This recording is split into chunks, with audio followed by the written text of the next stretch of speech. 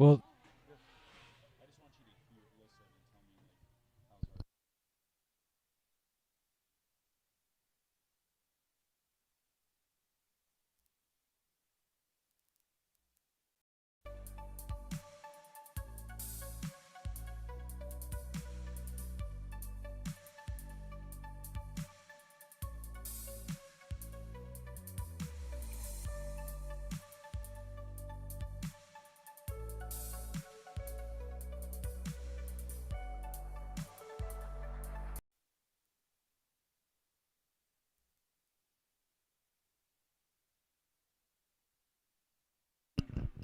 Ladies and gentlemen, welcome to the live stream as we give it a test right now. It's Saturday, September 18th.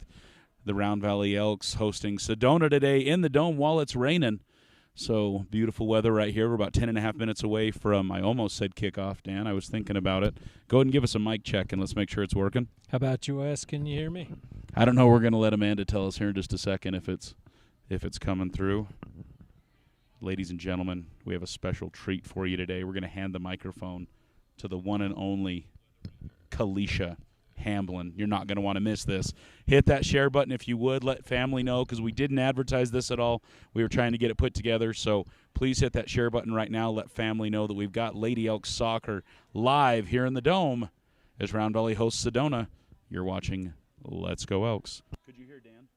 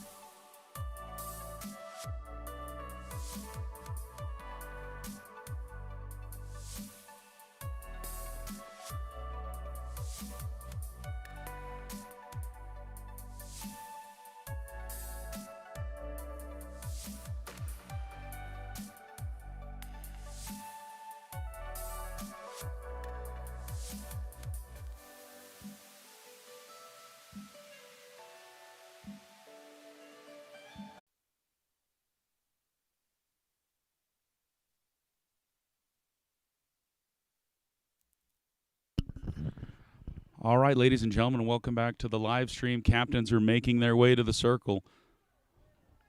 Sedona's paper, rock, scissoring over who the captains are today, possibly. Captains for Sedona are number 3, Ariana Benitez. Oh, wait, really? Number 3 over right here. So jersey number 3 is Michaela Aguilar, I believe. I'm sorry. I'm going to have to, delete those numbers off my brain. And then the keeper, I apologize. I don't have a number and we don't have positions here, so we'll see if we can't get that for you. But Michaela Aguilar, senior for Sedona. Kalisha, who do we have for Round Valley in the captain situations today? Got Kendall and Burke. I'm looking for the number so fast. Jaden Finch. Yeah, Jaden Finch, goalie. The keeper, keeping it real that way. And then who's in there in the back? And then Emma Young, number 17. Emma Young, homecoming royalty, getting ready to do some work on the soccer pitch. Why is it called a pitch, Kalisha? Oh, my goodness. Ladies and gentlemen, it's going to be a long 80 minutes. I see Lori Whiting. May have to have her a microphone here in a minute because words and things. It's a football field, and it's a soccer pitch. That's where we play. We play soccer on a pitch. I was asking why, because you're a soccer player. Or is it only called a pitch in other countries? I apologize for anybody that's close. I really do. This is Let's Go Elks Live here on Facebook. Eventually we'll get Kalisha to pick up a microphone, and this will be a little less embarrassing, or maybe more so. We'll find out.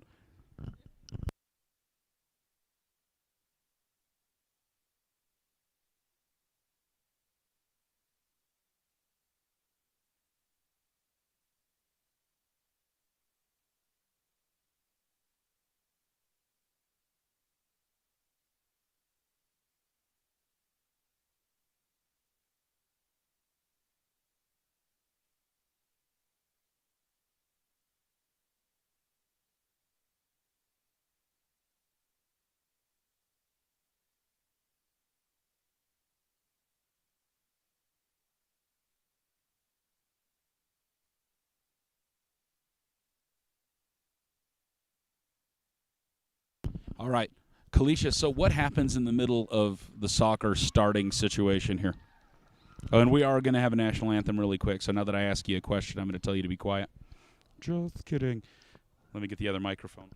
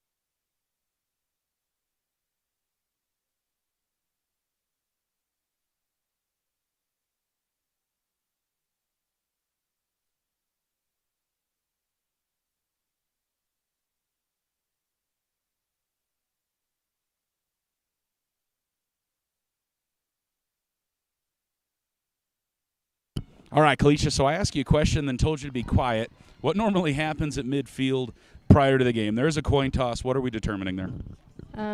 Whoever wins the coin toss either gets to decide which side they're going to start on, or they can take the first kickoff. Now, I can see that mattering in most places because you may see spots on the field that aren't in good shape or the wind's blowing. A little bit different in the Dome. It's kind of superfluous and unnecessary, but what are you looking for strategically? Are you wanting to get through the bad side in the first half so you have it in the good in the second? Is it totally team-specific? What would you do if you weren't in the Dome? What are you looking for? If I was in the Dome? If you weren't in the Dome. If I weren't in the Dome, okay. Normally, we would try to have usually take the wind at our backs the first half because you don't know what it's going to do the second half. Oh, fair enough. The sun is a difference, too, if it's going to be in your goalie's eyes right away or if it will be more in her eyes the second half. So those are things to look at. So in a lot of football, you see the team defer till the second half. In soccer, do you want the ball to start off? We see Round Valley winning the first or getting the ball and getting it right in the goal to start things off. Emma Young, number 17. Number 17 for the Round Valley Elks. This is the most it's Emma Young, senior, homecoming queen, if I'm not mistaken. I called Jaden Cisco the prom king, and he's like, not yet. Or he said, I'm not the prom king. And I was like, what? Homecoming king, homecoming. Great interview with Jaden Pancake Cisco right at the end of our Let's Go Elks coverage of the football game. If you haven't had a chance to watch that, go cry a little bit with me. Amazing kid. Round Valley's going to pick it up midfield.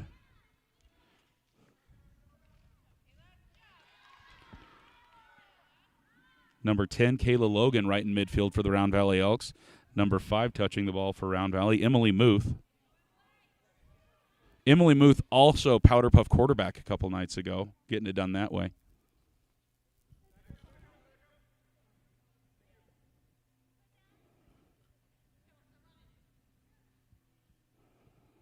Sedona inbounds. Round Valley picks it up. Emma Young with the ball. Passes to the front in the middle. Number 9, Molly Gonzalez. About the time I get the number, 9 other people have the ball, Kalisha. Oh, I didn't hear it. Use the microphone. You can tell the people. I love it.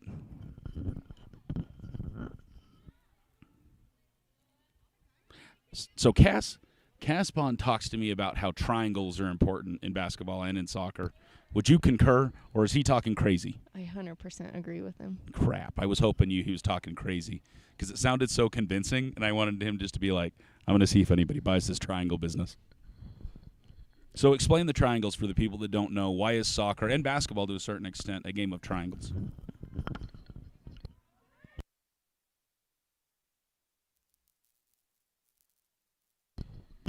Triangles are important. You don't want to be flat in soccer. So, I don't know, passing straight across. One thing that's huge too is passing to space and having a girl make a run to it. We were at AYSO this morning, and it's fun to watch as you walk in, and it's like the little kids, and it's herd ball.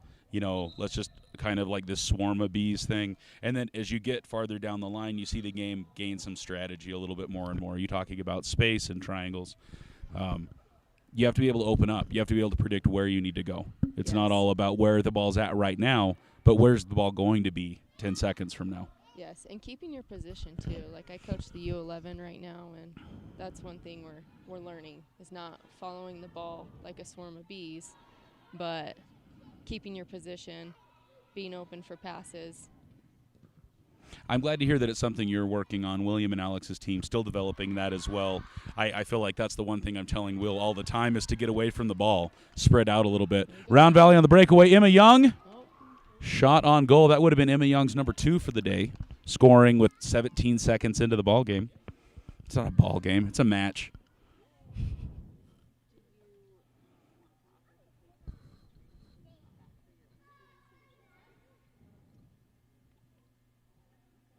There are, and maybe this is just the same playing soccer on a football field, but there's just so many lines going on. It seems like it would be confusing to the soccer players, especially here. Like as soon as it's not green anymore, I'm like, oh, it's out of bounds, but it's not. The line for them is way past in the black.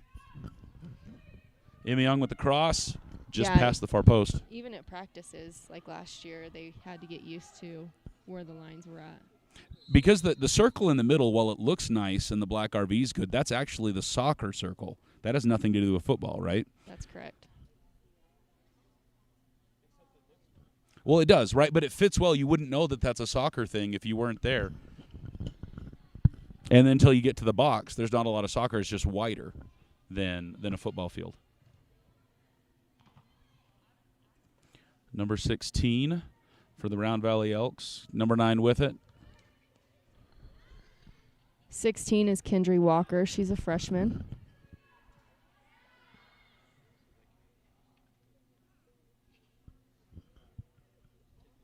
When would the clock stop? For those that aren't familiar with the soccer game, Kalisha, because the ball's out of bounds, but the clock runs. Do we ever see the clock stop? The clock will stop for like injury time. So if somebody gets injured, the refs actually keep their own time. Mm-hmm. So what we see on the scoreboard, that time will most of the time run out before the refs blow the whistle, just because they stop it on their own. That's really for the fans and for the players to a certain extent to have some concept of where we're at. Yeah. And that feels sometimes like it's really subjective. But the referees are accounting for delays, out of bounds, and they're trying to make it as even as they can. Correct? Yeah, the clock doesn't stop when it goes out of bounds, or, I mean, teams can delay game as long as they want to. Like, to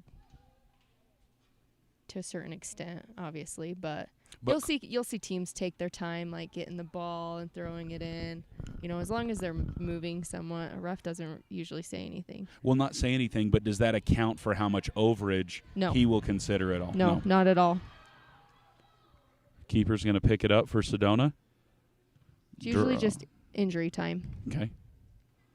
Sedona's going to pick it up. I want to say on the 40-yard line, not that that means anything for soccer.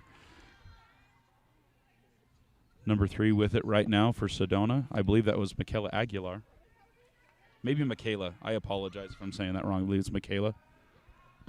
Yep, those lines are going to mess me up all day. I'm like, why she's... Does go out of bounds. Sedona's picking it up. Number 3 to inbound. Aguilar to inbound.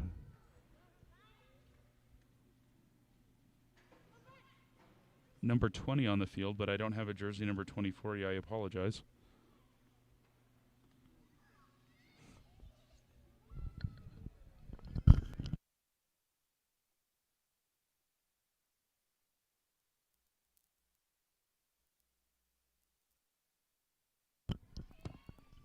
Number 9 with Sedona with it. Passes it, I believe, to that's 12. Sedona trying to make their first offensive drive of the afternoon. Almost with a shot on goal. Round Valley defender getting it out to the side. Nice strategy play there for Round Valley, getting it away from the goal. That's Abby Mortensen that just got it out. Number 22.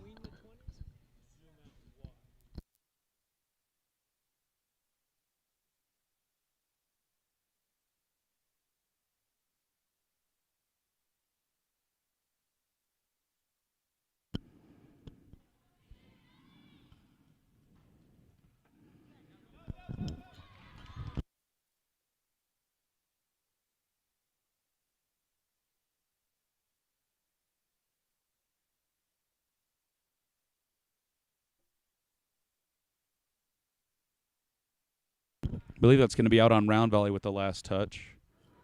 Yep, Sedona's going to inbound.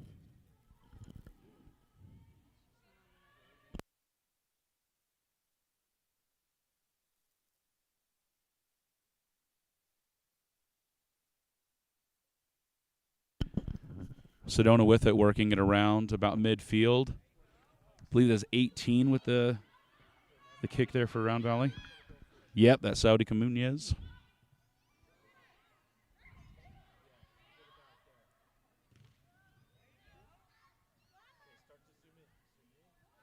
Now how? Oh, here we go. Emma Young, number 2, shot on goal to the corner, just outside.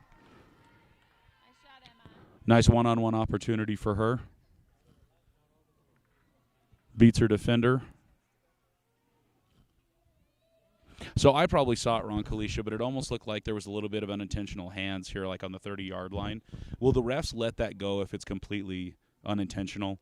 Like if it just hits their hand, will play continue, or will that stop play period because it comes in contact with their So lower I missed extremity? it. Who was it on? It was just right here in the middle. There were 2 Sedona players and a Round Valley player. And like I said, it looked completely incidental. Like nobody was doing it on Was purpose. it Round Valley or Sedona? I don't know. Would it play to the advantage? Yeah, so they'll play the advantage. So if Sedona did it and Round Valley got the advantage from it, they'll let it play on. There we go. Sedona's keeper picking it up. 10 minutes into the game today. Camuñez tries to pick it up, unable to do so. Burke tries to carry it like a parrot. Number 8 for Sedona gets it past midfield. Will be out of bounds. I believe Round Valley will inbound right there on the 37-yard line. You know, I'm just going to do it. We got the yard lines. I'm going to call it.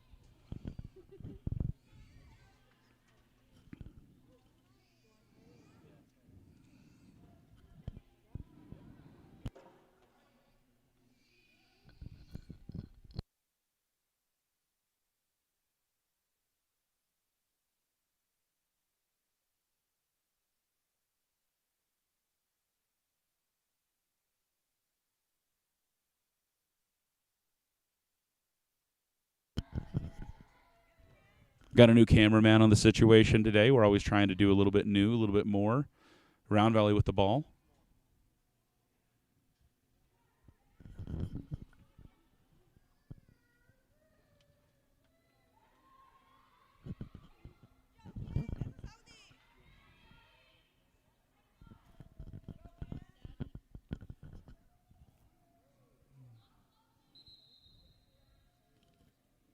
Sedona's ball right near midfield.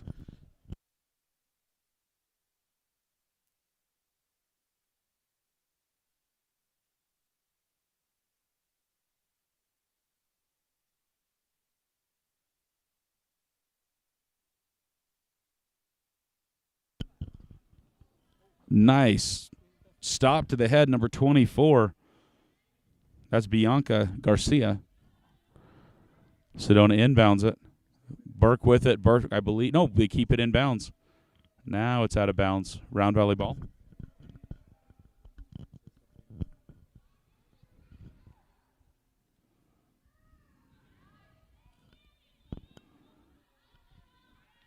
Sedona ball with 28-22 left in the first period. Round Valley leading by 1 with a super early shot by Emma Young in the opening seconds of the game on goal.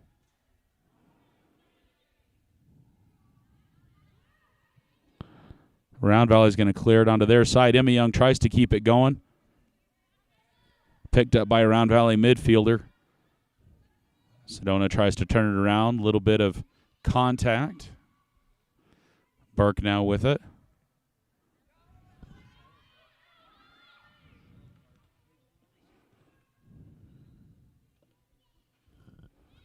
Can I say right now that I'm using their hair more than their numbers? And that's because I can't see their numbers very often, but I've got Burke's blonde hair down. I'm pretty sure. 13, right? I've been doing it wrong the whole game probably. Yeah. No, I can see her blonde hair like all the way across, but can't see 13 all the time. Sedona inbound.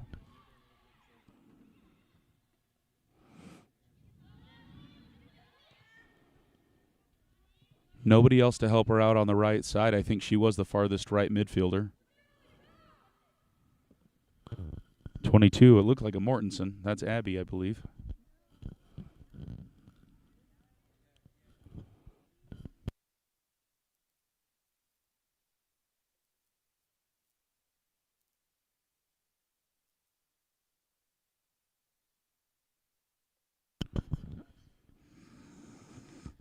Sedona's going to try to clear it out that way. 3 Round Valley defenders. Burke's going to be the first one to it. Let's see what she does with it.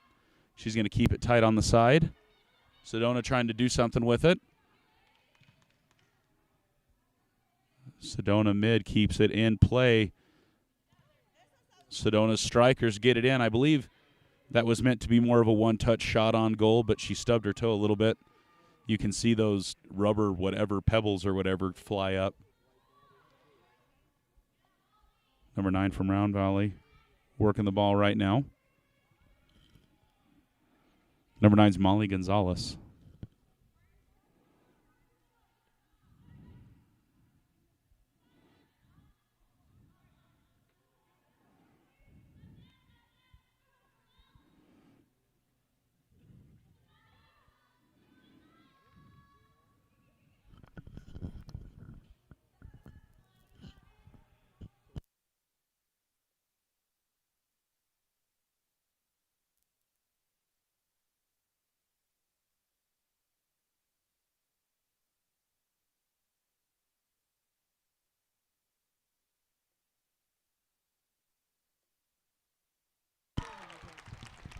Emma Young a little faster than our cameraman. Shot on goal. It's going to be, I believe, 2-0. 25 minutes left in the first period of play. So, Kalisha, we didn't quite grasp it all on camera. Can you give us a little verbal recap of what just happened right there? We saw Emma Young with the touch, putting it in the goal. Is there much more to say other than that? That's pretty much it. Pretty much it. So Emma Young, 2/3 of her way to a hat trick. Are there any other fun words to say after 3 goals in a single game past hat trick? Are there turkeys or just in bowling? I don't know. Honestly, I've never been there. So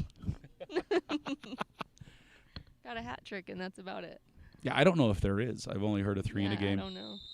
Did you know that Ronaldinho first got noticed when he was 13 because his team he was playing on went 23-0, and the reason he got looked at is because he scored all 23 of the goals. Wow, that's amazing. And how many games? That one game. That was a game.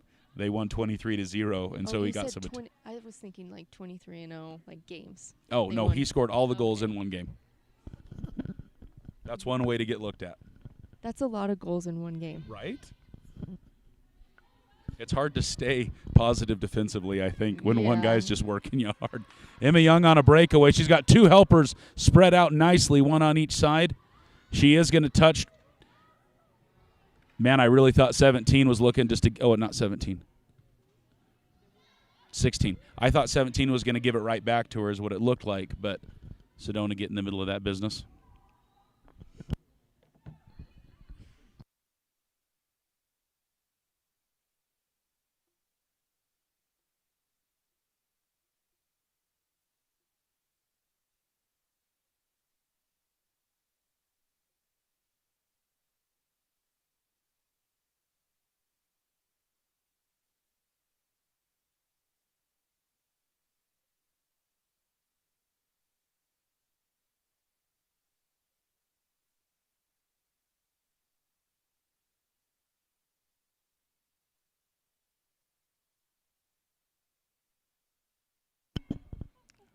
I believe so. I believe Sedona isn't currently looking to inbound it.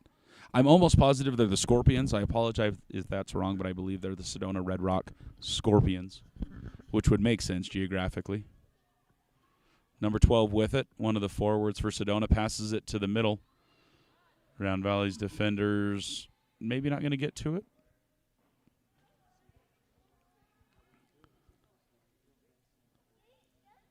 Flag down, does that denote a quarter kick? Is that what we're looking at as people line up, Kalisha? Yeah, this is a corner kick for Sedona. If it goes out on the goal line, so say it goes out. Yeah, go ahead and pull back so you can see the goal, Dan. And put her in the corner. That's great. So go ahead, Kalisha. I'm sorry. So if it goes out on the goal line by Round Valley right here, like so on Round Valley side, it goes out by Round Valley, it's going to be a corner kick for the other team. If it goes out on the other team on the goal line, then it's going to be a goal kick for Round Valley. Emma Young, she's got one she can pass to right there. Kendry Walker, bad touch, goes to Sedona. Bad touch and just a lot of momentum. It's hard to stay in control when you're going that fast. Yeah. I can't even go that fast, so that's a whole different problem. Kendry's just fast. She's quick. She's an athlete. A lot of the Sedona midfielders right there up in the action. Sedona opting just to clear it to their side of the field. Number 10 with it for the Round Valley Lady Elks. 2 defenders on her.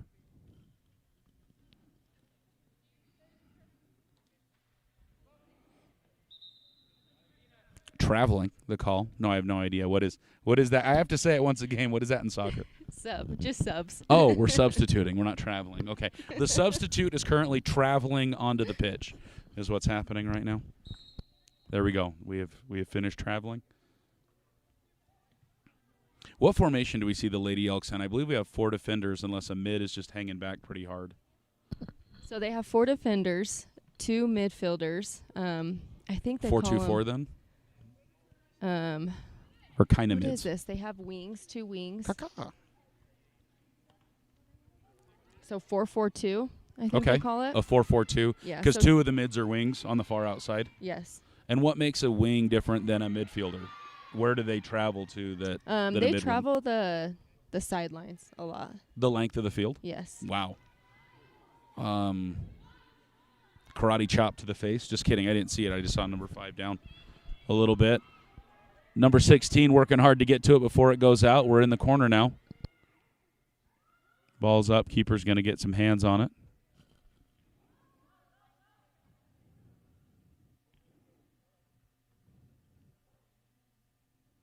Now, can the Elks play more aggressively like that, or once the keeper has it, do you have to clear the box? Once the keeper has it in their hands, yeah, you got to back off. It'll be a card if you try to kick the ball out of the hands of the keeper. Okay. I don't remember if it's a yellow or a red, but that almost seems intentional or flagrant, so I could see if it was aggressive enough that you could give a red card for that. yeah. For those that don't know, for grandma or grandpa that's just watching, having fun, a yellow card's typically a warning card. So if we have, some action in the middle, something happens, they'll be given a warning yellow card, and then a second penalty received in the same match would be a red card. Now, if a red card is given, do they lose a game, kind of like a football ejection, or are they eligible for the next game? I believe so. I mean, it's been years since I played, and I didn't. This is horrible. I didn't memorize the rules last year like I should have. I was assistant coach last year. Optional. It's totally optional. That's head coach's job, right? Well, I know that if you're legitimately ejected from a football game, you lose the next game as well. I believe it's like a cooling off period, as it were. Yeah, I believe that the next game you lose if you get a red card. How many games were you ejected out of, Kalisha, in your soccer career? 0. I don't know if I believe that or not at all. I only got one yellow card. Emma Young with a shot that's going to go to the left side of the post. We'll have a goalie kick for Sedona.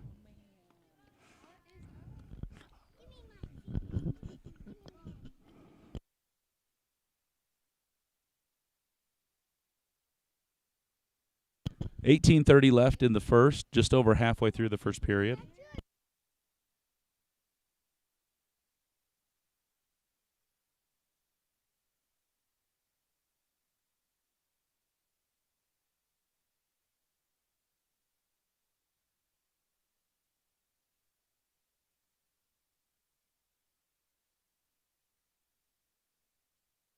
Ladies and gentlemen, you're not going to want to go anywhere. Special interview coming up during the halftime of this soccer match if she doesn't run away.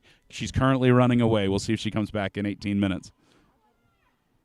Can I be interviewed too? We will talk about your game as well if you'd like, since you're still wearing your jersey. Yes. Mm-hmm. The Wolves, unfortunately, being taken over by the Red Bulls today. More to that to come later.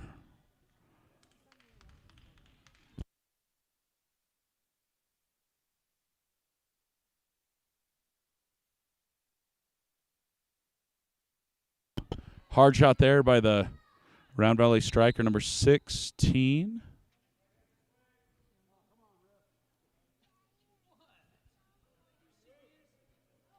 So, Kalisha, what was the call there? Was it a handball call? I'm assuming it was a handball. At least 2 people in the stands didn't seem to agree. Mortensen with it. Number 9 with some moves. Now Round Valley defenders crashing in is number 9. I don't have a number 9 either. I apologize. Number 5 for Round Valley with it, though, is number 3, Aguilar. Kicks it out just strategically. Traveling again? Come on. No, substitute coming in. I believe that's number 24, if I read the numbers right, for Round Valley. Bianca Leal Garcia coming in. Number 22 leaving the field. Was that Mortensen? I don't have her hair memorized yet, Kalisha. Not ready. Burke going to keep it in play. Burke playing really aggressively as a defender right there.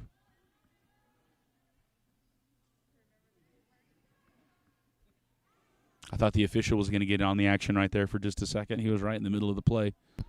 I want to give credit to Sonora right there. Do it and tell me why. Number 11, 'Kay. Sonora. She's a midfield right now.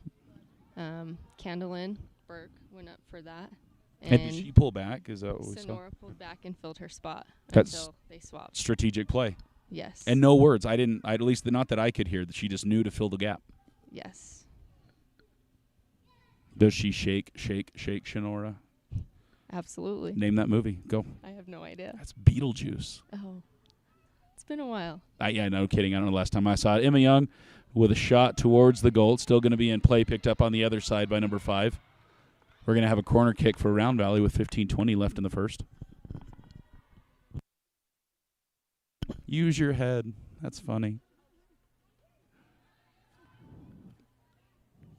Corner kicks were my favorite. Like, I love trying to use my head. Wasn't good at it, but It's always fun to see that come together, though, if you can have it in far enough. Right there. That was some great placement. Who kicked that in? Emma Young. Emma Young. That was great placement, and that's absolutely an opportunity where we could have seen one of the Lady Oaks use their head and just touch it in. Yeah, I feel like girls are a little bit scared nowadays to use their head. There's a few, but Skirt.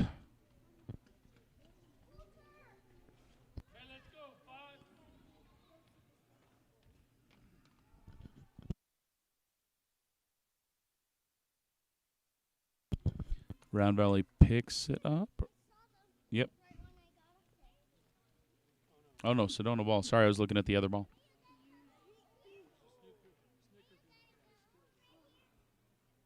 Emma Young, another shot. It's going to be in.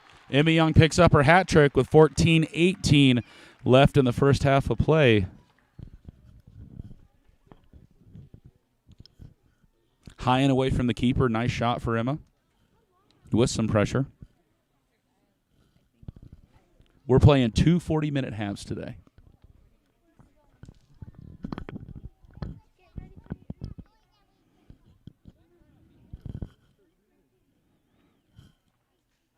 Yeah, Elliot just showed up out of the blue, started working a camera right before the game started. We're going to make sure we get his contact information, and we'll – Keith, what did I say? Elliot, what's your last name? Oh, my, I was way off. Samsonite.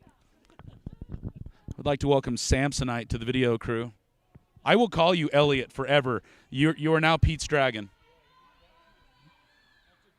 Why?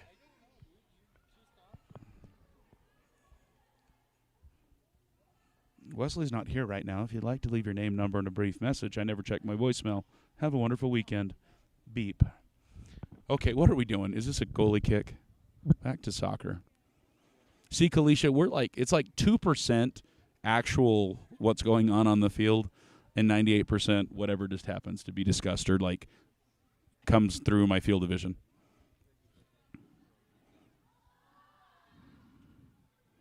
Sedona's going to pick that up, so a little bit of contact by Round Valley there.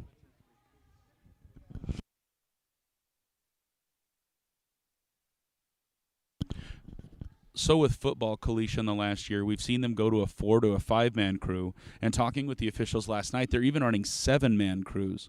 I see 3 right now on the soccer field. Is that fairly typical for a soccer match? And does it ever increase with playoff play or like a rivalry game or anything? the most I've ever seen is 3. You have 2 sideline refs with the flags and then a center ref who's like the main ref. And the sideline refs will throw up their flag and try to get the middle ref to notice things, but I have seen 2 refs just in the middle, and they'll both blow whistles. Really? Yes. That's got to be a lot more exhausting, I would think, just having 2, because there's a lot more travel there. And Yeah. you said the middle judge is the head judge? Yes. Okay. Yes, and I like having 3 just because they're better at judging offsides. Absolutely. But when you have 2, usually they typically stay kind of each on one half of the field. So there's always an angle. It's hard to Yes. perceive actual offsides.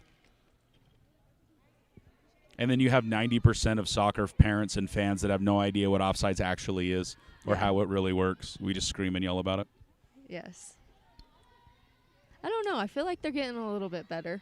The fans or the players? The fans. Okay. About knowing what offsides are.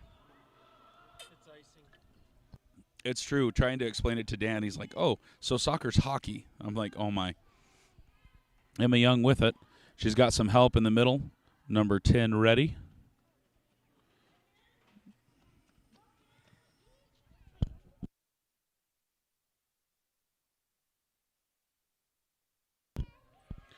Ten with it with a touch. Sedona's going to bring it out. That one almost good for 3 points, just under 11 minutes to play in the first.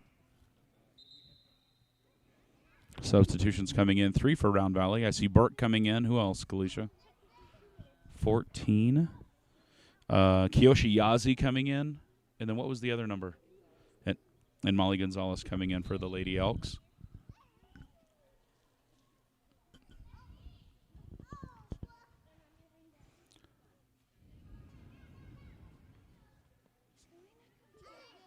Emma passes to 9 to Gonzalez, back to Young.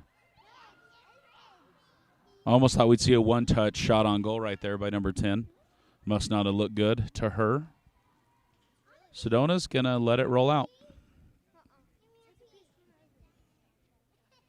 Good strategy there. Let everybody just get back downfield. Let the keeper clear it. Oh, no, it's a player kick. Now, is that a choice?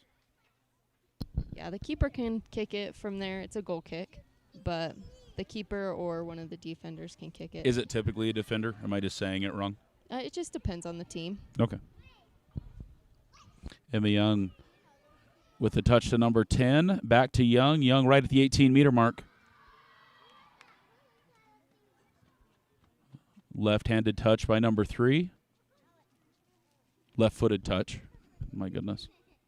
You knew what I said. You weren't even going to correct me until I corrected myself. It didn't even faze me. Then it's funny. I knew what you meant. It didn't even faze me. Then it's funny.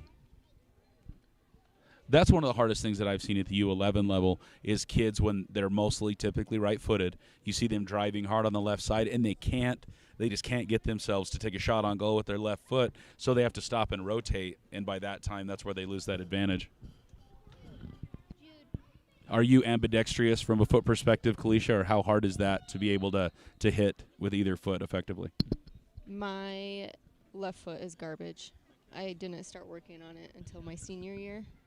And I always tell my younger kids now, I'm like, use both feet in practice. Mm-hmm. You won't regret it. It's just practice. That's where you get better. The good old 17 whistle call by the head official. I have no idea what that means. Did they start too early? What was that? Oh, okay. I saw him making the substitution motion, but it was just a lot of whistles. Number 1, good communication to number 20 there by Sedona. Round Valley's number 20 picks it up, looks at Young. Young on the left side. Ooh, dangerous touch towards the goal there for Sedona. Kalisha, I agree. That worked out well, but it was pretty dangerous. I don't know if I would have gone that way, but it worked. No.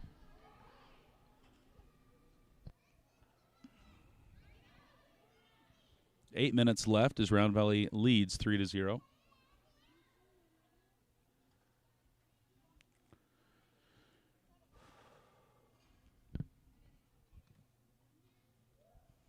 Again, number 20 there with it. Number 20 is Leslie Mendoza. Mortensen back into the ball game. Burke in the backfield, and also number 2. Now, is this Round Valley changing things up, or is this defender just playing pretty aggressively? Okay.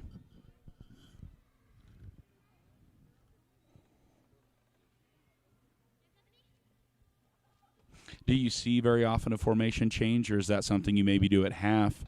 Or do you normally stick with what you start with with your formation? For the most part, they stick with the same formation, even throughout the season. But I think it's good to know a couple different ones. Teach your girls a couple different ones in case something isn't working. Mm-hmm.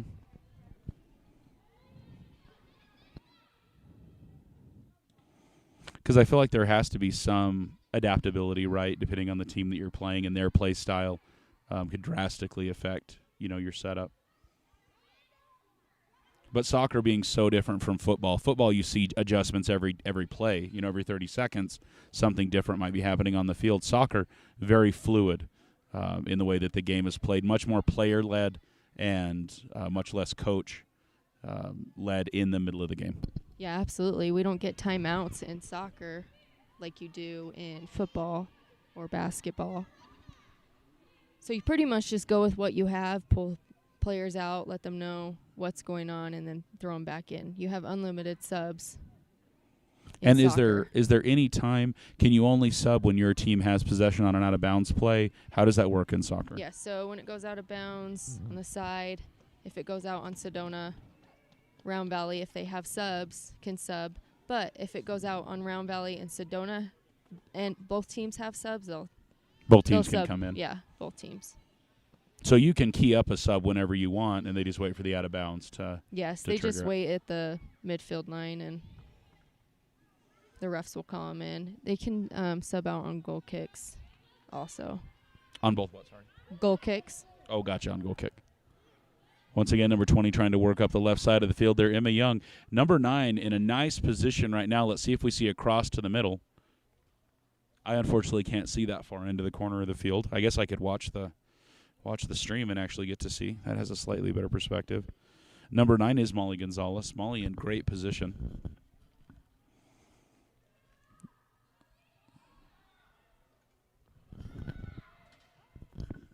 Shot on goal by, was that number 3? Ellie Salazar. It was Ellie. Goalie kicks it out to number 12 that's going to try to pick it up. Number 2 with pressure from Round Valley. Round Valley's ball. Number 2 for the Lady Elks is Layla Hamblin. Layla?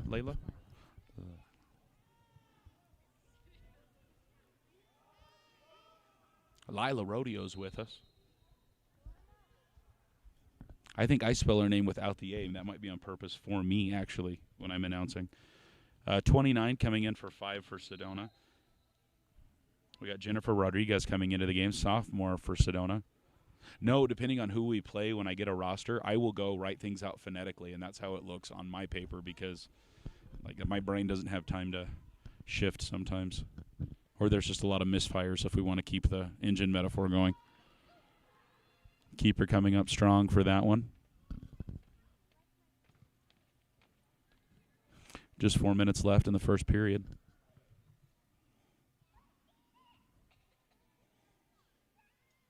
So not a lot of stoppage. Really don't anticipate much past 0 on the clock, do we, Kalisha? No.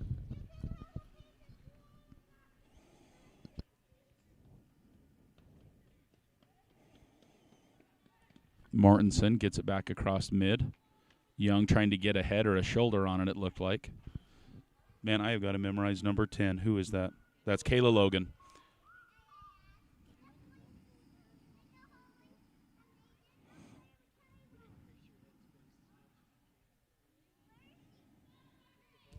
Round Valley with it at mid, number 17 with a little defense there. Ball still in play. Young to Logan. Logan unable to get to it in time. Number 9 with it for Red Rock. Burke with it. Again, here we see Burke being really aggressive as a defender. We see Round Valley dropping back to cover. Here we see Burke all the way in a striker position with a shot on goal. You know, I like to say during the football games, everybody loves a defensive touchdown. That almost was a defender scoring a goal. That was pretty sweet. And is that the coach allowing that it's their discretion if a player feels like they have the advantage to continue the play? Absolutely. He has made that known to them that if they have the chance to take it up, go for it. Her and I feel like it's Saudi that will do that. Well, and here we see so much more about how soccer is player-led in the moment. That player made the decision for the rest of the team that she was going to go for it. She was exposing a little bit of a weakness as the defenders or as the midfielders adjusted that. But again, all player-led once the game gets started. The coach is going to get a chance to make some adjustments. Coach is obviously talking to the players that are being subbed in. But for the most part in soccer, you see the players making the decisions on the field during play. Yes, and you can tell he's coached that up. A girl went and filled her spot. So you can tell he's coached that up in practice.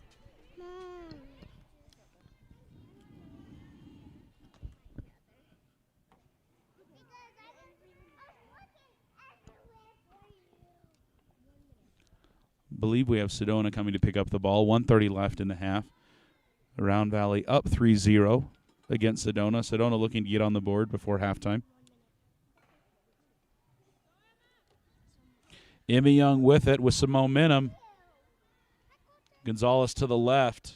Let's see what Young does. Young's going to make a shot on goal.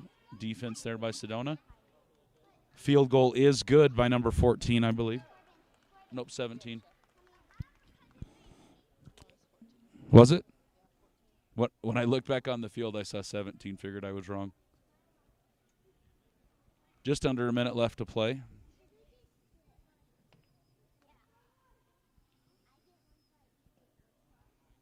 Sedona's ball.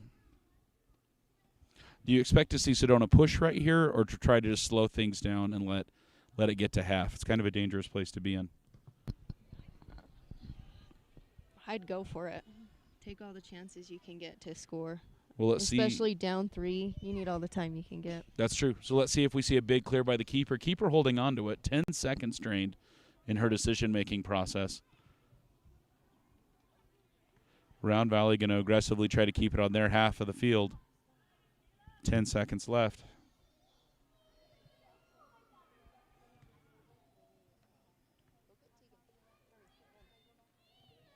Mortensen gets it farther upfield.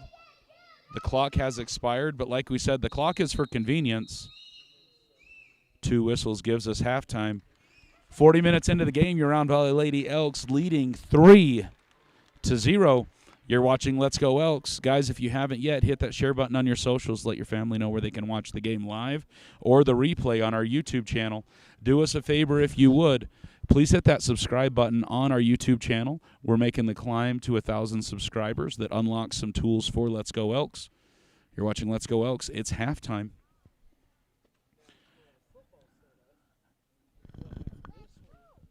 As promised, we're going to have a quick interview with one Tegan Hamlin. Tegan, did you back out? The people need to see your fanny pack. You don't want to now? No, she wants to. She wants to. She does. She does. Well, hang on. We're going to see. Tegan, are you in? No? I'm in. Mom will help you out. Let's see what we can get. Tegan, 20 minutes ago, Tegan says she was in. She was all for it. Wait, is it halftime? It is halftime right now. I don't know what the clock is. So, Alex McBride, U11 Round Valley player. Talk to us just a little bit about your season thus far, and hopefully we'll get Tegan back. If not, it's totally okay. And look towards Dan right there. How was your game today, Alex? My game was good. We versed the Red Bulls. We were defeated 3-0. Did you enjoy the game, though? Yes, it was fun. What was the treat that you received after the game? A granola bar. Then it made it all worth it, right? Yes. Who's giving me rabbit ear? William? William, would you like to talk about it? Also on the U11 Wolves. William, how was your game today as you were defeated 3-0 against the Red Bulls? You look over there. See, that's the camera. What? Oh, good. Why was it good? Because I almost made a goal. You almost made a goal. All right, did anybody else play soccer today that's in a blue jersey that would like to talk about their game? Not in a blue jersey, but I played. No. I played two. You played too? All right, come here. Red Bulls. You were on the Red Bulls? So give us the other side of the game, then winning 3-0 today in the U11 match. It was fun. Why was it fun? Because we won. Why else was it fun? Because I crushed my phone. That's also winning. What treat did you get? Goldfish. Because they are so delicious? I played defender. I did. I saw him on the field this morning. Very good job by Hamlin. So tell me, how has your sister done so far in the game today? Good. Have you watched her play at all or just played football the whole time? I've watched her play. Okay. I would be good with either one. Dylan, my team. She's on your high school sister? How is she doing? That was good. Have you watched any of this game? Yes. Okay, very good. And she's doing good as well? Anything else you'd like to say? No. Okay. Ladies and gentlemen, very special moment right now. We'd like to welcome Dylan to the live stream. Dylan, the camera's right over there. Dylan, what team are you on? The Lightning Bolts? And are you U11 as well?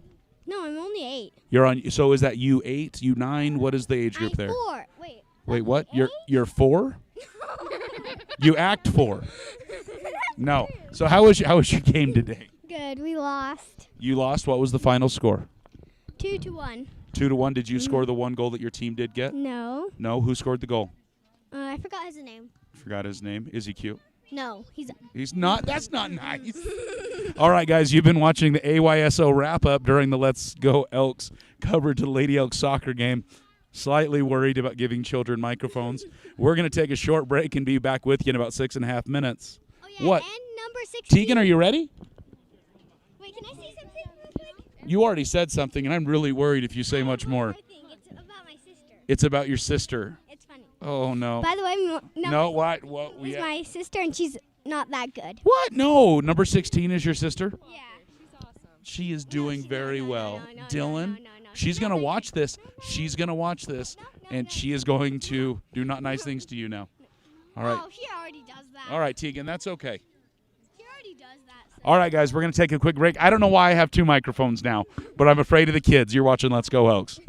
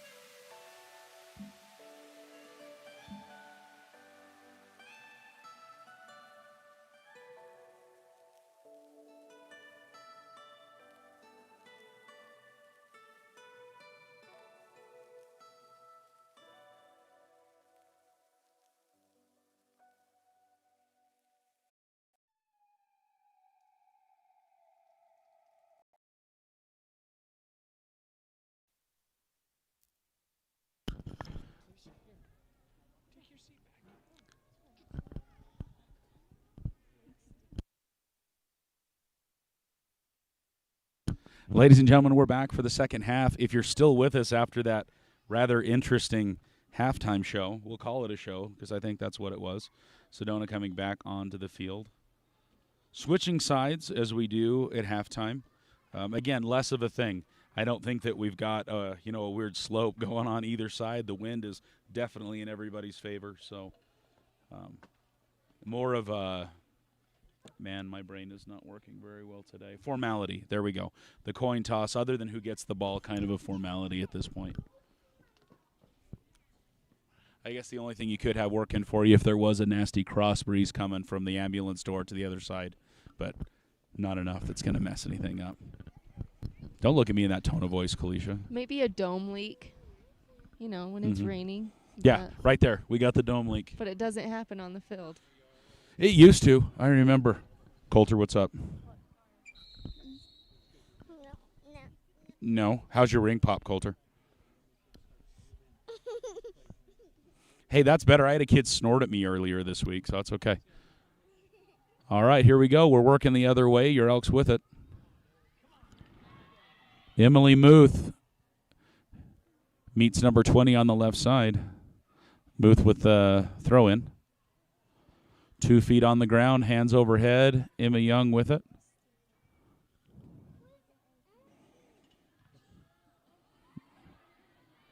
Number 5 not anticipating that ball coming at her face. Muth with good reaction skills, though. Muth with probably the prettiest spiral I've seen outside our normal quarterbacks in a number of years. Picked up by the keepers. Keeper.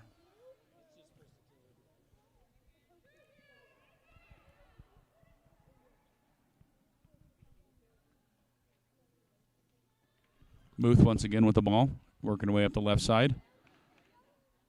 Touch to the middle, nobody around.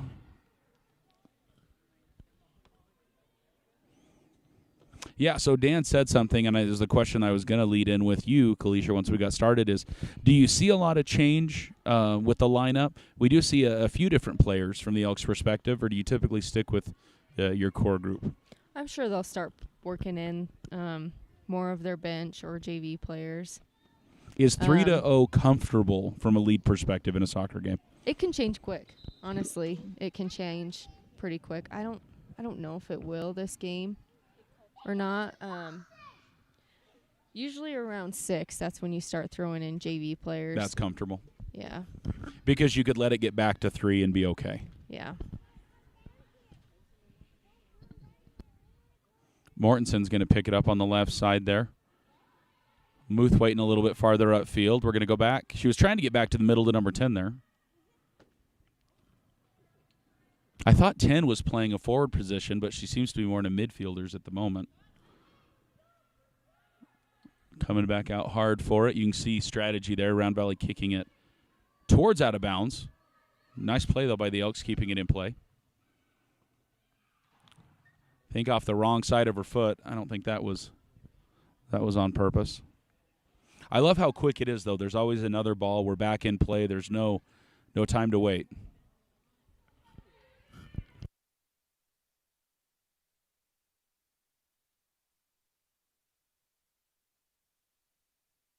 Round Valley's ball about halfway up. Young with it.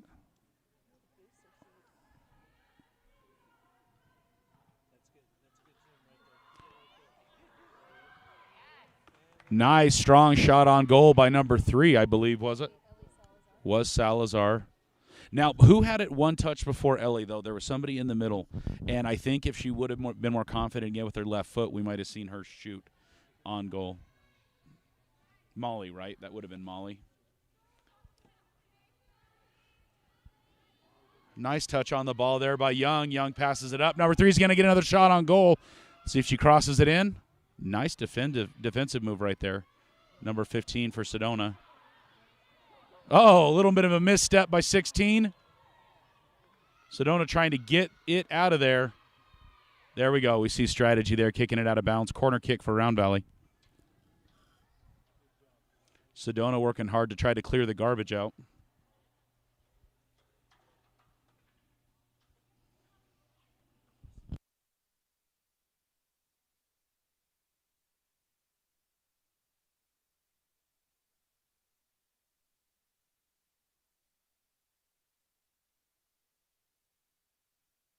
Oh, opportunity. Keeper unable to get a good hold of it. The ball goes behind her. Who with the score there, Kalisha?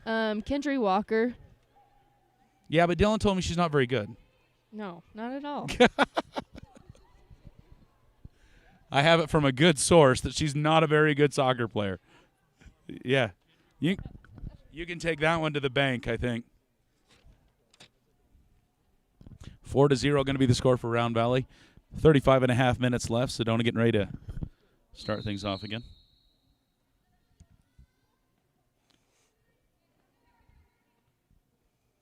You always get those gems when you interview at halftime a little bit now. Kendry is a freshman starting on varsity, so Dylan, I don't know. I love it. The sister thing. You just wait a few more years, and we'll see Dylan as a freshman starting varsity. We'll see how she does. Round Valley with an opportunity. Emma Young with a little bit of, again. Nice shot to the corner. Good follow-up. That was Emma Young, was it not?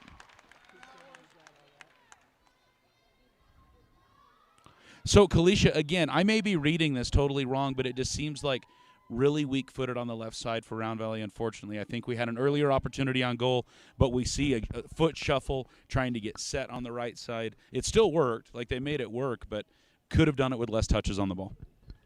Yeah, a lot of the girls are scared to use their left. They don't practice it like they should.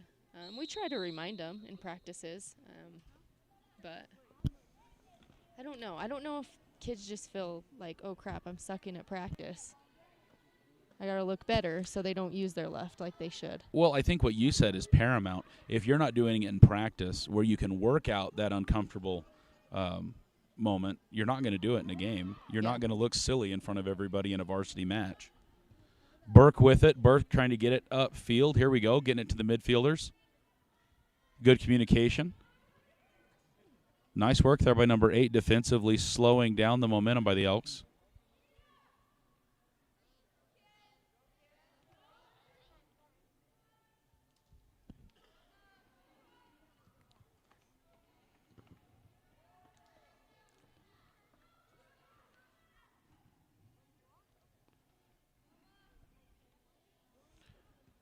Young with it. Young on the ground to Molly.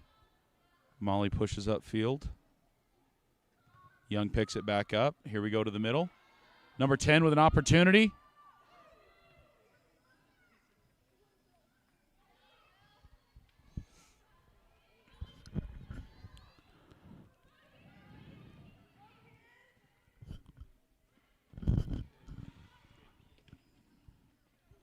That's pretty.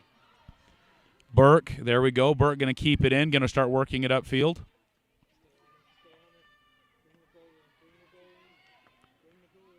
Burke looking to cross.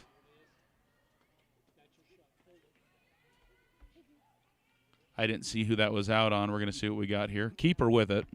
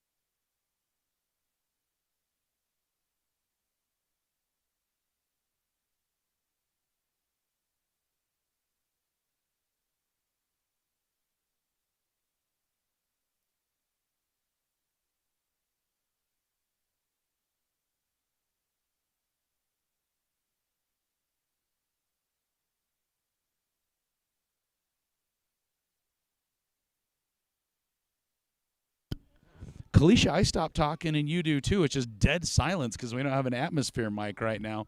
People are just hearing absolutely nothing because we got their mics turned off. 31 minutes left. I'm not a public speaker, Wes. You're doing great. This is not my gig. I think you're doing just fine. Leave a comment right now if you think Kalisha is just killing it as an announcer right now. And while you're not full screen, hit that subscribe button. Help us out, soccer crowd. Help us grow the herd on YouTube and on Facebook. We also got an Instagram page where we post a lot of our pictures that we take and stuff as well. So if you're on the Instagram, if you're on the YouTube, if you're on the Facebooks, hit that like button. Salazar gets it to the middle. Young, just about a half a step behind it. She does get to it, though, beating number 20. Muth, I think, trying for the cross again, but she tried left-footed. Good for her for trying. She did go for the left. She is? Well, then I would expect her to go left. That's right. She threw left foot. She threw left-footed in the Powder Puff game earlier in the week. I'm just going to go ahead and say it. Oh, man.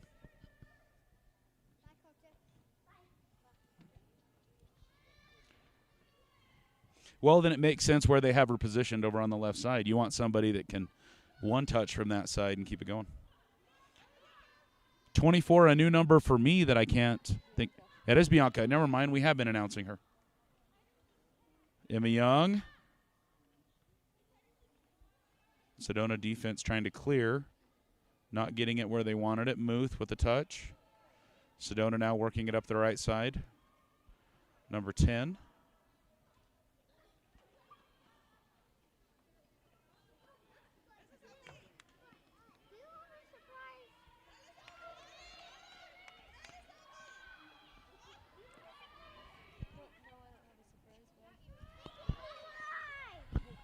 Surprise! Emma Young in the middle. One defender in front of her passes out. I believe that's Muth with it. Muth left-footed. Keeper picks it up. Just under 30 minutes now.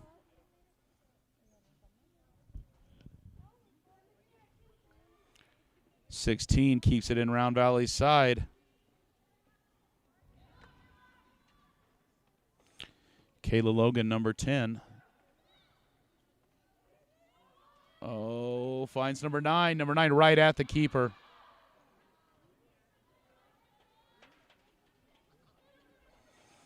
Logan picks it up on the right side. Kalisha, I'm going to ruin everything, but correct me if I'm wrong. Have we had one stoppage of play minus the sub that was coming in, like to not start things too quick? I don't think we've seen stoppage. No, I don't think there's been any at all. 29 leaving the game for number 25 for Sedona. Number 25 is not on the roster that I have. Number 29, though, Jennifer Rodriguez leaving the game.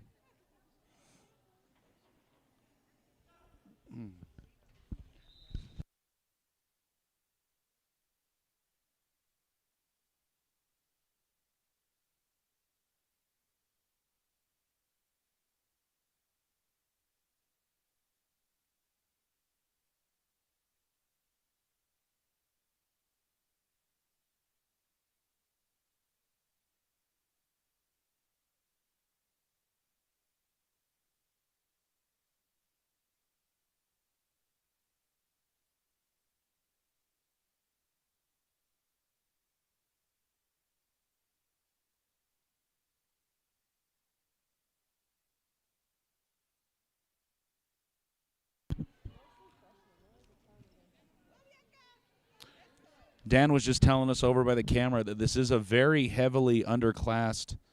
That didn't sound right. It's mostly freshmen and sophomores. Very heavily underclassmen team. My goodness. They're not a classy team. It's just a lot of freshmen and sophomores. 2 seniors and just a couple juniors. A lot of freshmen. Kalisha, I think we had that conversation last year as well. Oh, last year we had 8 seniors last year. No, what we talked about last year, though, was building. Lots of underclassmen coming up, like good look for the program in a couple years kind of a thing. Yeah, so the freshmen right now, when I coached them in spring, we had so many 8th graders in spring. It was crazy. So I was all excited for this. And did that translate? Season. Do we see most of them here on the field? Yes. Let's see. Right now.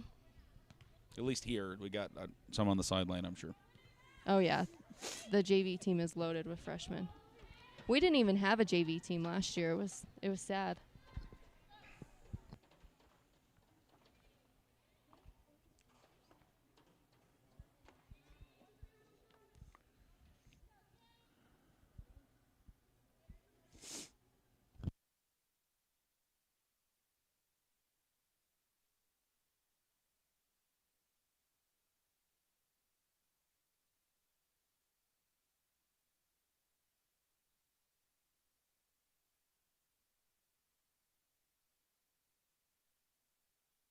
Yeah, looking at this roster, it looks like I counted 11 freshmen. So definitely a lot of freshmen. So good times for the next couple years for Lady Elks soccer as that continues to grow. And that's just on the varsity roster. You said JV has tons of freshmen as well. I think this is the whole. This might be JV and varsity on this list. Sedona's coach. Oh.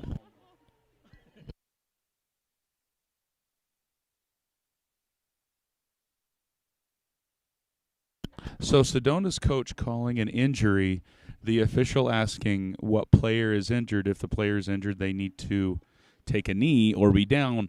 And as a result, Sedona's team all took a knee. So the referee's slightly confused as we try to figure out what the substitution needs to be right now. I believe that's all because Round Valley currently inbounding, and so Sedona not able to make the substitution they're wanting to at the moment.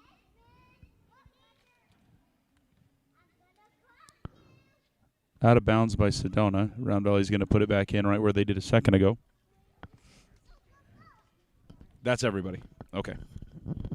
I think Joe, Coach Young, puts JV and varsity all on the varsity roster just to get some of those JV players some playing time. Good. We saw that last night, Round Valley, with some of the underclassmen getting some good playing time as well. And it's for the same reason. You want those underclassmen to get reps when they can to shake off some of those nerves that come with varsity play, right? Yeah.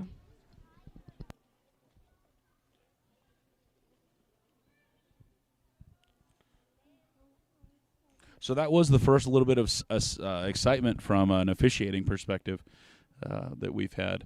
The clock does still run there, so that would be an opportunity for the official to extend time past 0 on the clock because it was kind of an injury situation.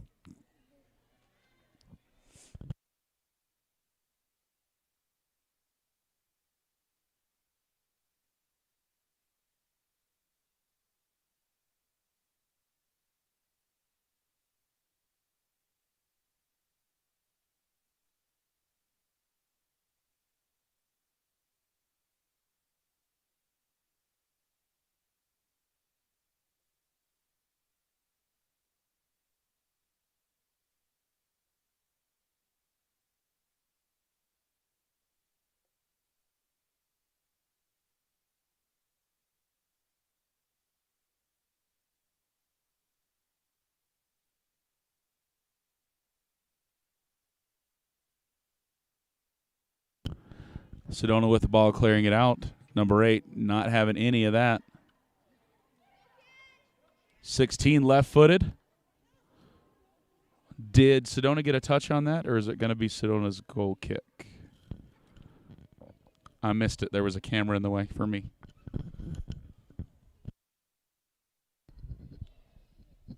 I didn't see Sedona getting anything on it.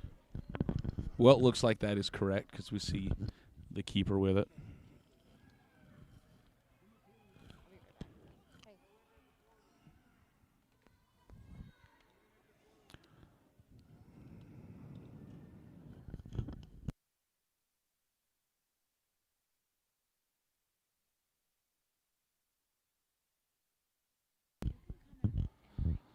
Kalisha had to take a phone call really quick, so I'm going to snag Dan because Dan's been following the Lady Elks varsity soccer so far this season.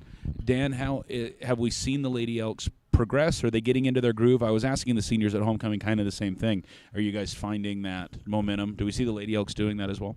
Well, every day that they're working, they're progressing. They've struggled a little bit. They had the Sholo tournament last weekend, and even though the scores didn't seem to ever go their way, you saw them progressively get better and better as the tournament went on. But they played some very tough opponents. I mean, they played Sholo, they played Northland Prep, they played St. John's. You know, those are the 1, 2, and 3 seeds in the entire division. Wow. So, you know, they had a really tough schedule at the tournament. And is that just how it was seeded? Is that just how the cookie crumbled kind of thing? Ball's loose. Oh, little hits the side bit of the short. net, yeah. to be honest, I don't know how the seeding was calculated for the tournament. I just know that Round Valley was on a very, very difficult side.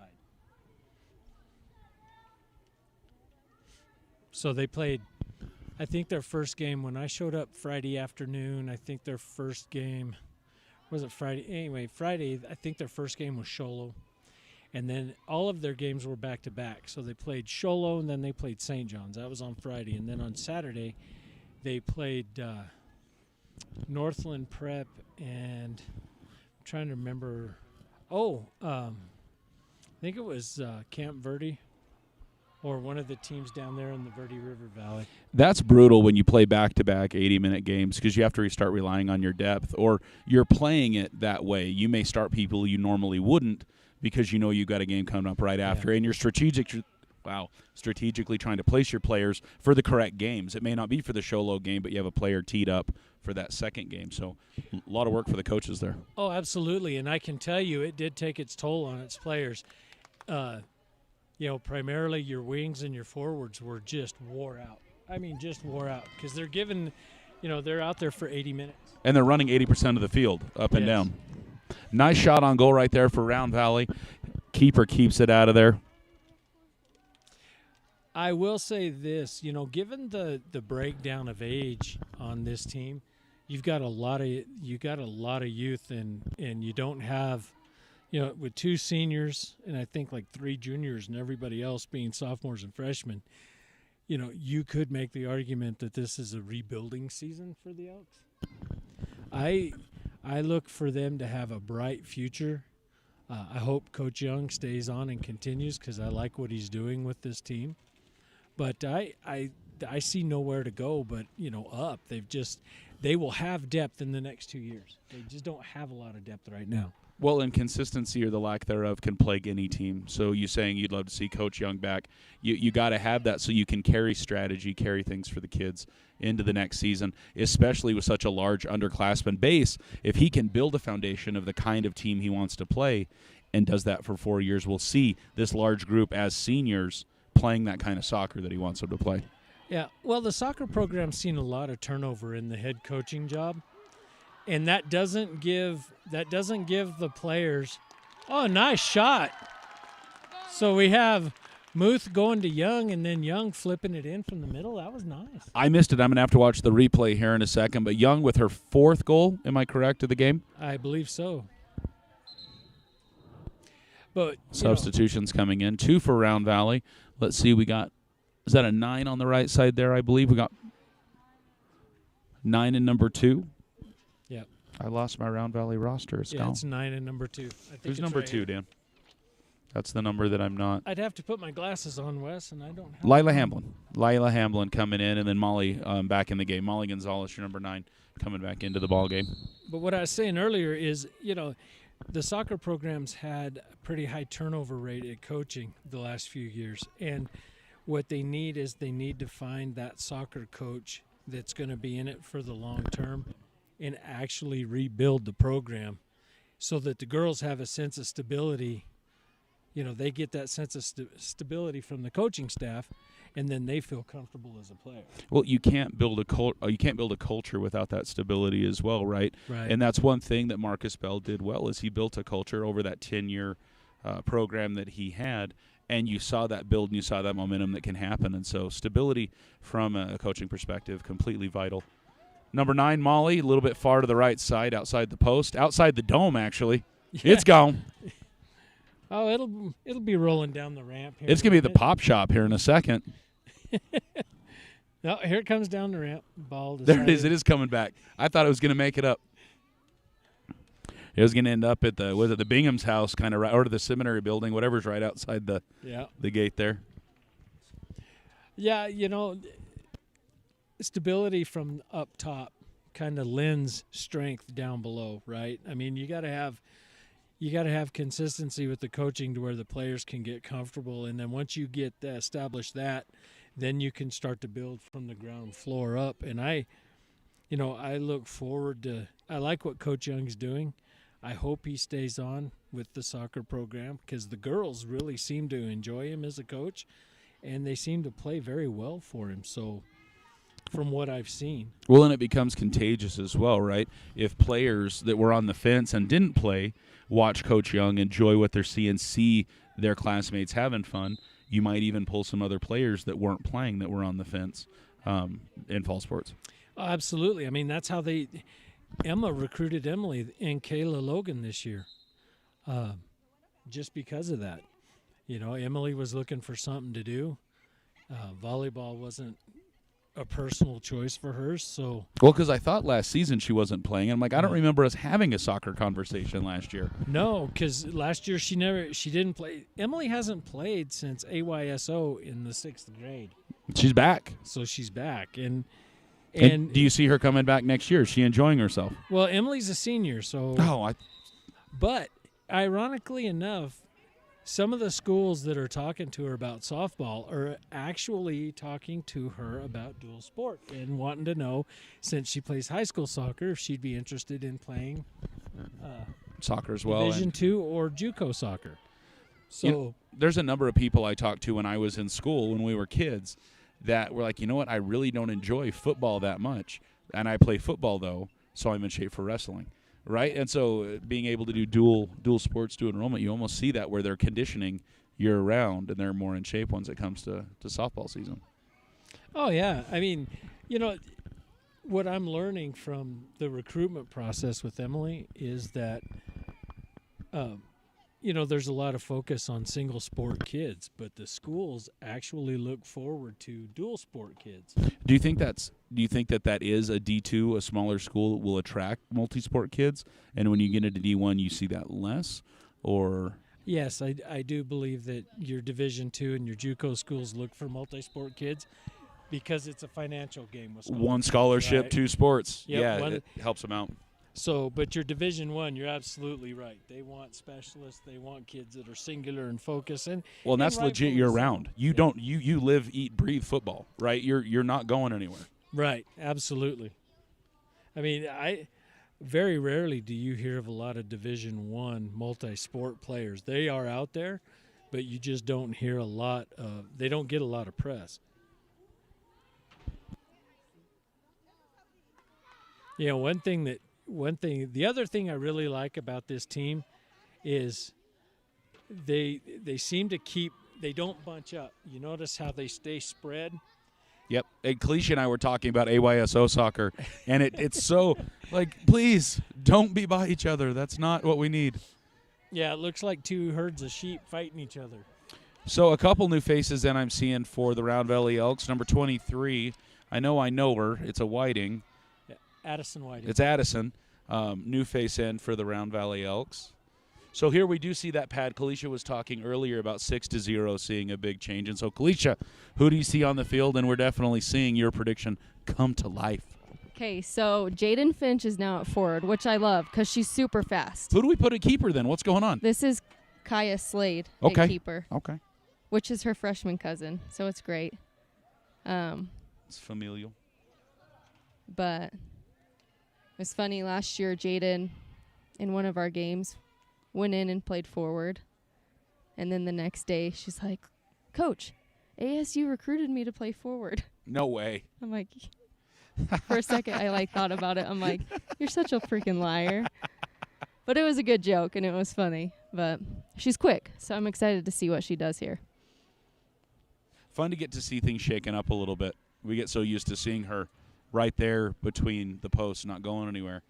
So she seems she can have some fun. So in the Sholo tournament, Jaden Finch in that first game against Sholo, 20 saves. 20 saves. She had the game of her life in that Sholo game. It was, I mean, I know that doesn't say much for the defense, so don't read too much into it, but Sholo was very good and very aggressive in getting the ball downfield. And, you know, Jaden kept them out and worked very hard at goalie. I was impressed. That was the first time I ever saw Finch actually playing goalie, and I was very impressed by how well she played. Yeah, she plays super aggressive wherever she's at, but Sholo's quick too. They are. They're very quick. fast, so they got past our defense a lot. And St. John's too. I mean, St. John's, I I was genuinely impressed with how well St. John's played all of their opponents in that Sholo tournament. I didn't realize the depth in the strength in the St. John's soccer program, but I got to see it firsthand. When I was in high school, St. John's was good. They were tough. And, I mean, they've always really taken pride in their soccer program. Yeah, I was telling Wes, that in the Sholo tournament, Round Valley played, I think it was Sholo, Northland Prep, St. John's, and Camp Verde. Is that Or who? Chino. No, it was Chino. Was it Chino? It was Chino. I couldn't remember. I missed that game. So And I was sitting there thinking, was there another side of the bracket we should have been on? Because it looked like we were playing the top 4 seeds in the state for 2-3A soccer. And I was like, man, is this what is this what state's going to look like? Because I saw some great soccer that weekend. And I know very little about it. Kalisha, you got to. hey, you're actually coming along. From the first game, you're getting there. Well, I'm trying, but it's only because I was thrown into the fire.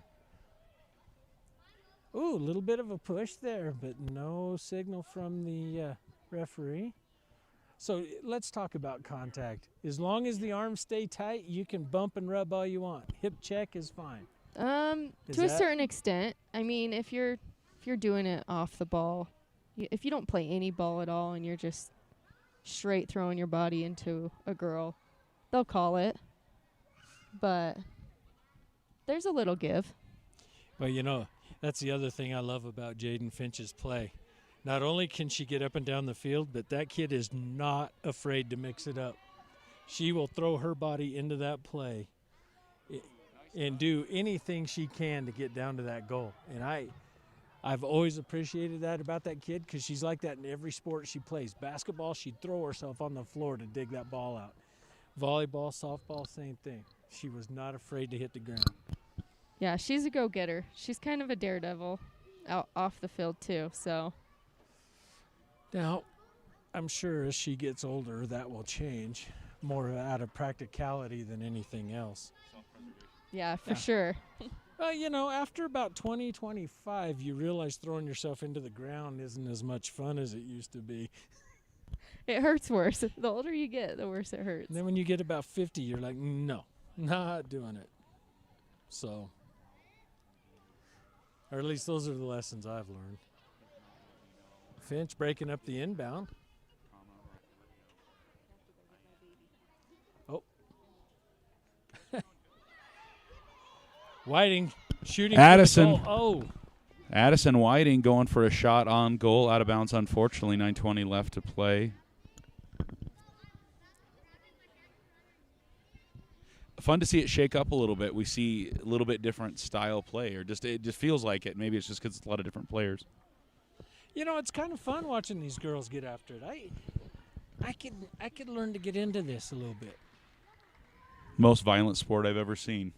Quote, Ethan Holiday. Yeah. Or something to that effect. Something Indirect to that effect. quote. I can't remember what it was. I can softly agree with that just because of the bruises I've seen Emily come home with from getting kicked in the legs and everything else. Emma with a shot, and it's a goal. Goal!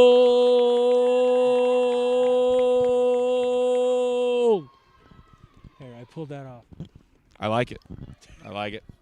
8:32 left in the ball. Why'd the clock stop? I don't know.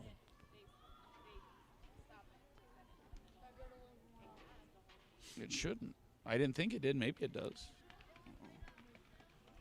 I don't know. Here we go. 8.5 minutes left in the ball game. Round Valley 7-0. We do see another sub coming in for Round Valley. Is that 2-0? I believe that is 20. Leslie Mendoza coming into the game for the Elks. Subbing out Emma Young. Yeah, 7-0. You can give your seniors a break. They're done. Keep them fresh. They've got a big week ahead of them. I think I saw St. John's on the schedule. Am I right? Next week? Yes. 21st, if I'm not mistaken, on the 21st. So that'd be a Tuesday game for the Lady Elks. I'm not sure if that's home or away. I will take a look since we're talking about it. St. John's is a fun team to watch. I would love to see Round Valley come back after the tournament and handle them better and possibly come back with a win. Yeah, you have motivation But- after a loss, for Yeah, sure.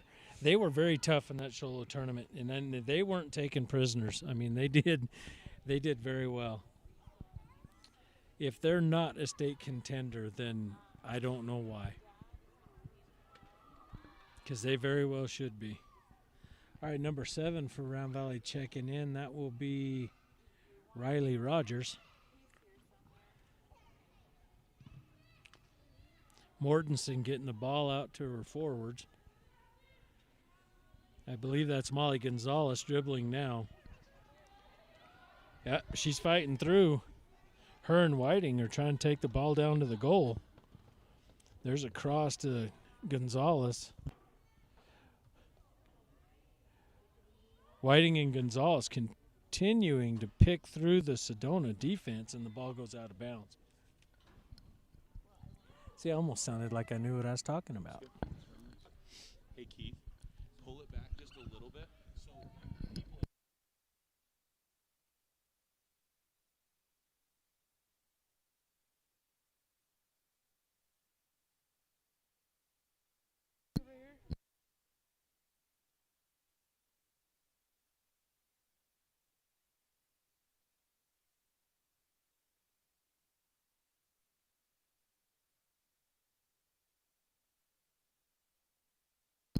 Looks like we're playing on the 21st at 7 p.m. in St. John's, Dan.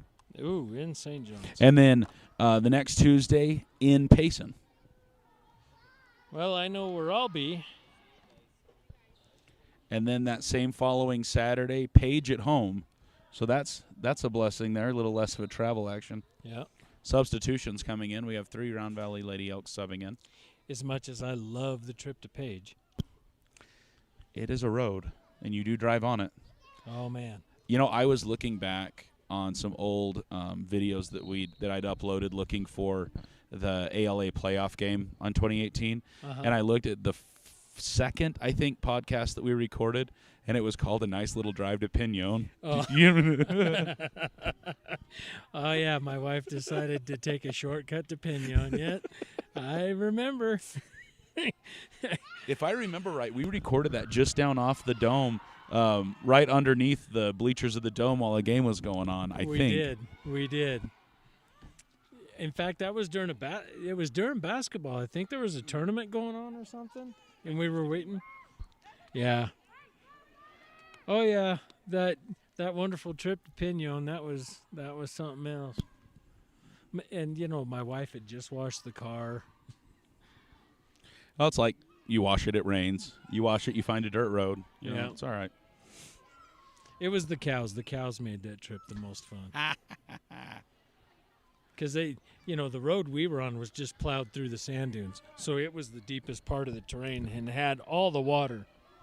Oh, Finch getting rolled up there. You know, if I didn't say it last time, you know, Dan, it was the road less traveled by, and that made all the difference. And there is a lot of truth in that statement, I'll tell you. The only traffic that road saw consistently was the cattle.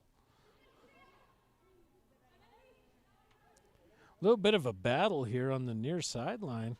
Sedona trying to clear it out, and Round Valley fighting to get it past them so they can shoot for another goal with 4 minutes left in the half. Finch making a play. It's getting it by her. Saudi trying to get that ball out to her forwards. Number 9 with the breakaway, Sedona. Big defense there by number 4 for the Lady Elks, stopping that up and getting it out of bounds. Now, will that qualify as a tackle on number 9? I need Kalisha back because I don't know. Where did she go? I don't know. I was trying to get out of there. You two had the microphone and you were actually talking soccer. I was trying to get out of the way. Well, I was just bouncing stuff. She's the one that made that conversation work. Well, but you have the perspective of the team. You've seen it. You're following it a little bit more, and so you know what they did at the tournament play. You know a little bit more what's been going on. Well, these girls are fighters. I will give them that. Even in the St. John's game, Sholo game, they they played tough. They hung in. They didn't give up. They didn't roll over. They fought. It was just, you could tell the difference in experience on the field between our girls and theirs. You know, Well, we might have to go back to the instant replay, Dan, so she can answer that question for you, because she was tending her other child, unfortunately. But okay. but you're right. Yeah, I would agree with you with your statement about heart and about determination. I would absolutely agree. And you know, the thing is you can, as a coach, you can try to coach that, but that's really individual effort, you know, and you hope to corral it and put it together for the team's use. But, you know, that's something that the kids have to have. They have to have that heart. You can't teach that. No, but you can help. Man, again, the words aren't in my brain today, Dan. But through a good culture, through a good team, through good coaching, you can foster that. Oh, you absolutely. can help that. Well, again, it comes from stability, confidence, right? Even if you don't have confidence in your individual play, you have confidence that your As a teammates will team. be there to help you. Yep. And then it's contagious. You'll become more confident in yourself as you're more confident in your team, and vice versa. Yeah, and again, for that reason, that's why I think, you know, this Lady Elk soccer team is just, they've got a very bright future ahead of them. What they need is just consistency at the helm. Once they have that, I think, you know, they could be state contenders in 2 years. Nice. Well, you've got a strong freshman and sophomore class that are going to end up bleeding as juniors and seniors. So there's no reason for that not to happen. And if they can hang on to the numbers that they currently have at the freshman and sophomore level, you'll see a lot of strength going on. And you can only hope that the 7th and 8th grade girls right now are seeing this and getting excited, and then they'll follow suit as well. So there'll be a strong underclassmen contingent as well. Absolutely, because the success, even though the success may not be on the scoreboard, but kids know when there's something they're worth believing in, and they'll play for that. Even if the record wasn't that stellar, and so you should look for those numbers to increase. Well, the success is absolutely on the scoreboard today. Round Valley Elks with a 7-0 lead, half a minute left. Dare I call it a shutout at this point? But the Lady Elks with some aggressive play, keeping it. I mean, we don't have the stats for it, but Kalisha, how much of the time do you think we were on Round Valley offensively? Majority of the game for sure. Would you concur? I would throw it 80% of the time Round Valley was offensively attacking the ball. Yeah, I think I'd agree with that. I mean, look at the time of possession now. And, you know, I can't help but imagine that time of possession is everything in both brands of football. Yep. You like how I did that? Oh, football, and football. So our player of the game on Thursday, when I went to Holbrook and did the 7th grade game, Jake Espana Wiltbank, I saw playing AYSO this morning, and so the same thing. He plays both footballs all the time. But just good stuff, both football. Sedona's got to drive home, Dan. They got a long drive. So But, you know, they'll probably stop at Chick-fil-A in Flagstaff or something like that. yeah, there's a lot of good stuff in Flag. Let's don't lie. Well, guys, we thank you for joining us. Hopefully some of the Sedona fans joined us. If you did, thanks for joining the live stream. We hope you enjoyed yourself. I usually have a larger microphone, but while I'm thinking about that, I'm actually going to do this right now. Here's my favorite part right here is where the team comes and thanks the parents. Yes. And look at that. Keith, I don't know if he's ever seen a soccer game in his life, but he's on it. Keith's got it covered. Our cameraman, Keith Moore. That's going to do things for us here in the Dome. Your Round Valley Lady Elks with a 7-0 victory over Sedona. Scorpions have a safe trip home. Be safe. Let's make good choices. Ladies, enjoy homecoming. Sorry, I'm wearing lots of hats right now.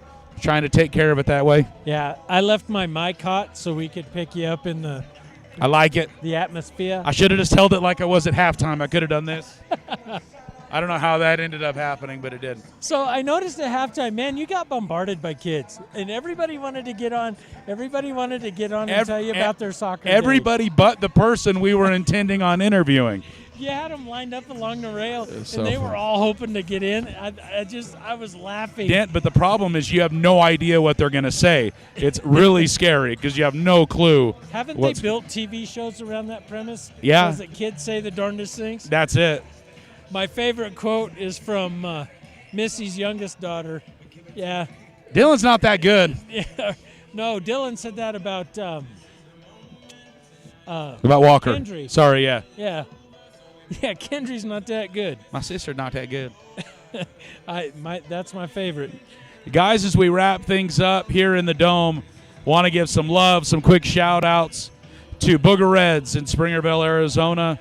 Pioneer Title also in Springerville, just down the road, actually. So buy you a house, sign on papers, and then go celebrate with some street tacos at Booga's. And also White Mountain Off-Road. A huge thanks to them for helping us take care of business that way. And yourself also, Mr. Dan Muth. That's going to round out the coverage here in the Dome. Dan, any final thoughts as we wrap things up? Ladies, go get ready for the dance. Enjoy your homecoming. Guys, it's homecoming. We're going to move things inside. As I understand it, it was going to be outside. I got a text. I think we're going to be in the auditorium. So from the Dome, I'm Wesley McBride. Dan Muth. And Keith Elliott over there. Keith Elliott Moore. No, appreciate Keith stepping in and helping out. You may see more of him on Let's Go Elks. Guys, we're out of here. Be safe. Make good choices.